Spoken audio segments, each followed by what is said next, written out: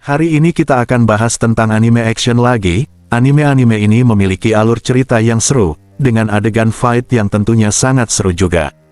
Berikut 5 rekomendasi anime action.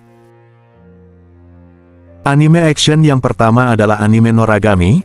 Anime Noragami bercerita tentang Yato, dewa kecil dan tak dikenal yang tidak memiliki kuil atau pemuja. Mimpinya adalah memiliki kuil besar yang didedikasikan untuknya dan banyak pengikut.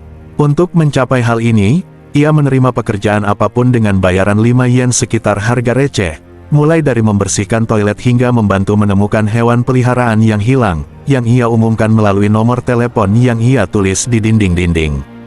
Suatu hari, saat sedang menjalankan tugas, Yato hampir ditabrak bus. Seorang gadis sekolah menengah bernama Hiyori Iki yang melihatnya, berusaha menyelamatkannya. Akibatnya, Hiyori yang justru tertabrak. Kecelakaan ini tidak membunuhnya, tetapi menyebabkan Hiyori menjadi setengah ayakasi roh jahat. Tubuhnya sekarang memiliki kecenderungan untuk sering terpisah dari jiwanya, mengubahnya menjadi pantom atau hantu dengan ekor. Untuk mengembalikan tubuhnya sepenuhnya normal, Hiyori meminta bantuan Yato. Meskipun enggan, Yato setuju. Dalam prosesnya, Yato kehilangan Shinki senjata suci, yang merupakan roh yang telah meninggal yang dimilikinya.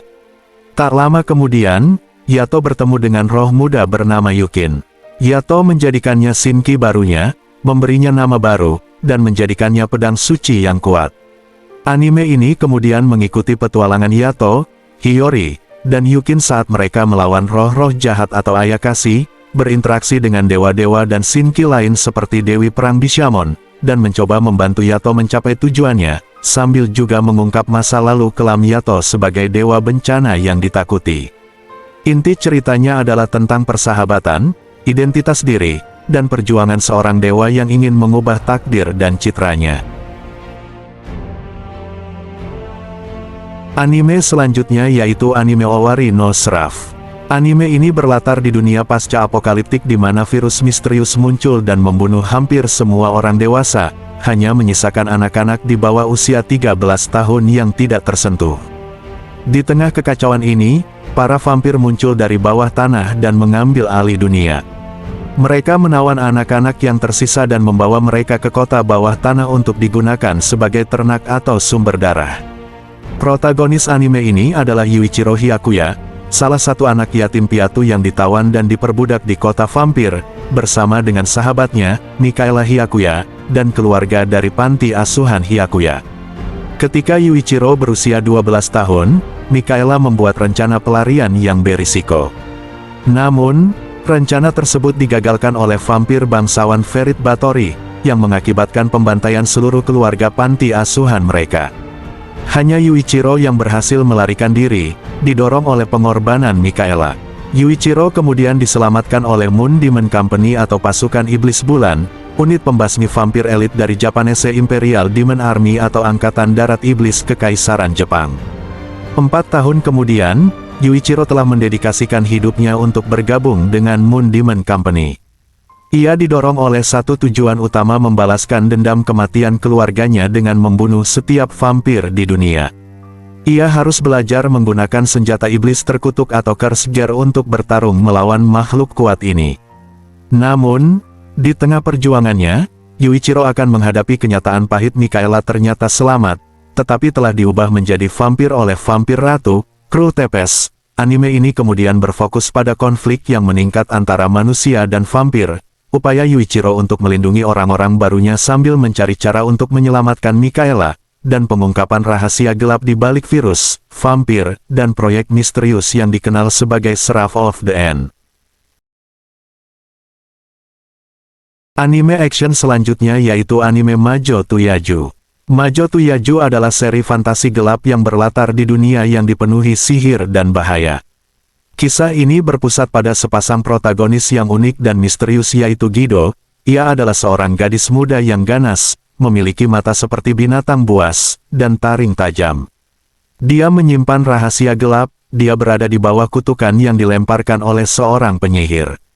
Wujud aslinya adalah sosok pria bertopeng yang sangat kuat, yang terperangkap dalam tubuh gadis ini. Lalu ada Asyaf, ia adalah seorang pria jangkung, tenang, dan perokok berat yang bekerja untuk Ordo Resonansi Sihir. Dia selalu membawa peti mati besar di punggungnya, yang ternyata menyimpan wujud asli Gaidu di dalamnya. Gaidu dan Asyaf bekerja sama menjalankan misi untuk Ordo, menangani insiden yang melibatkan sihir dan memecahkan misteri di seluruh dunia. Namun, misi utama mereka adalah mencari dan menemukan penyihir asalah yang mengutuk Gaidu, Angela Enhuel, untuk memaksanya mematahkan kutukan tersebut. Kutukan itu hanya bisa dipatahkan secara permanen oleh penyihir itu sendiri, atau sementara waktu melalui cara yang mengejutkan yaitu mencium seorang penyihir. Setiap kali Gaidu mencium penyihir, dia akan kembali ke wujud aslinya yang buas dan kuat untuk sementara waktu. Anime ini mengikuti perjalanan balas dendam mereka, di mana setiap kota dan kasus membawa mereka berhadapan dengan berbagai penyihir, kekuatan gelap, dan organisasi lain, termasuk Korps Paladin dari Gereja Suci yang bertekad memburu semua penyihir. Di balik setiap kasus sihir, terkuak misteri yang lebih dalam tentang 17 penyihir asal dan konspirasi yang mengancam keseimbangan dunia. Anime action selanjutnya adalah anime Fire Force. Anime Fire Force berlatar di Tokyo pasca bencana besar yang dikenal sebagai The Great Cataclysm. Di era ini, fenomena misterius bernama spontaneous human combustion, pembakaran manusia spontan, telah menjadi ancaman mematikan. Orang-orang tiba-tiba terbakar dan berubah menjadi makhluk api yang kejam, yang disebut infernal atau Homo Rabito. Untuk melawan ancaman ini dan mengistirahatkan para infernal, didirikanlah pasukan khusus pemadam kebakaran yang disebut Special Fire Force, pasukan pemadam kebakaran khusus. Pasukan ini terdiri dari prajurit dengan kemampuan pirokinetik, yaitu kemampuan untuk menghasilkan atau mengendalikan api tanpa menjadi infernal. Ada 3 generasi, yaitu generasi pertama menjadi infernal, generasi kedua dapat memanipulasi api yang sudah ada, dan generasi ketiga dapat menciptakan dan menghasilkan api sendiri. Kisah ini berpusat pada Shinra Kusakabe, seorang pemuda generasi ketiga yang dijuluki jejak kaki iblis, karena kemampuannya menyalakan api dari kakinya dan bergerak dengan kecepatan tinggi. Shinra bercita-cita menjadi pahlawan untuk menghapus citra buruknya. Saat kecil, ia dituduh sebagai penyebab kebakaran yang menewaskan ibunya dan menyebabkan adiknya, So, hilang. Shinra bergabung dengan Fire Force Company 8 Kompi Pemadam Kebakaran Khusus ke-8, sebuah unit baru yang didirikan dengan tujuan ganda, memadamkan infernal dan menyelidiki kemungkinan korupsi atau rahasia di balik kompi pemadam kebakaran lainnya.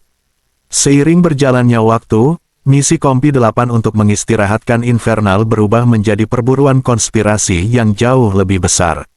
Mereka menemukan bahwa pembakaran manusia spontan bukanlah fenomena acak, tetapi didalangi oleh sebuah kultus berbahaya yang dikenal sebagai White Clad atau jubah putih, yang dipimpin oleh entitas misterius bernama Evangelis.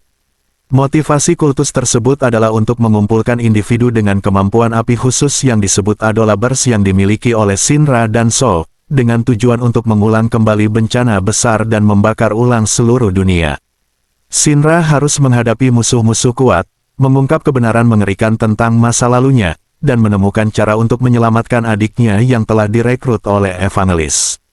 Fire Force menggabungkan aksi intens dengan kekuatan api, misteri gelap, dan elemen religius yang unik. Anime action yang terakhir adalah anime Bungo Stray Dogs. Anime ini adalah kisah aksi, misteri, dan supernatural yang berlatar di kota Yokohama. Premisnya berfokus pada individu-individu yang memiliki kemampuan abilities, kekuatan supernatural unik yang terlibat dalam konflik antar organisasi. Awal kisah dan agensi detektif bersenjata cerita dimulai dengan Atsushi Nakajima, seorang yatim piatu yang diusir dari panti asuhannya dan berada di ambang kelaparan. Secara kebetulan, ia bertemu dengan Osamu Dazai, seorang pria eksentrik dan maniak bunuh diri yang sedang mencoba bunuh diri dengan tenggelam, bersama rekannya, Doppo Kunikida.